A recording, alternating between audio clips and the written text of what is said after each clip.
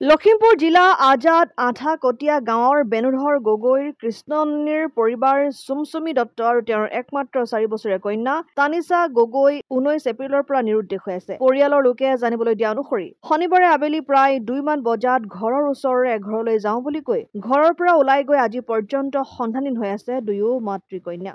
ইতিমধ্যে পৰিয়ালৰ লোকে লখিমপুৰ সদৰ আৰক্ষীক অৱগত কৰিছে যদিও এতিয়ালৈকে কোনো সংসূত্ৰ পোৱা নাই। কোনো সদাশয় ব্যক্তিয়ে কৰবাত যদি এই মাতৃকন্যাক দেখা পায় তেন্তে ততাতৈয়াকৈ 9435874770 অথবা 6000805204 এই নম্বৰত যোগাযোগ কৰিবলৈ অনুৰোধ জনোৱা হৈছে। যোৱা শনিবাৰে 19 তাৰিখ শনিবাৰে 2 বজাত মোৰ ৱাইফ চুমচুমী দত্ত আৰু মোৰ ছোৱালী তানিছা গগৈ একমাত্ৰ কন্যা মোৰ তানিছা গগৈ ঘৰৰ পৰা কোনোবা এঘৰ মানুহ ঘৰলৈ যাবলৈ অৱস্থাত মোৰ কোনোবা অচিনাক্ত দুৰ্বৃত্তই মোক তেওঁক কিডনেপ কৰি লৈ যায়। গতিকে মই অসম লখিমপুৰ আৰক্ষী প্ৰশাসনক ইমানখিনি কাটৰ ভাৱে আহ্বান জনাইছোঁ তেওঁলোকে মোক যে মোৰ শ্ৰীমতী আৰু মোৰ ছোৱালীজনীক মোক যেনে তেনে মোক উদ্ধাৰ কৰি দিয়ে।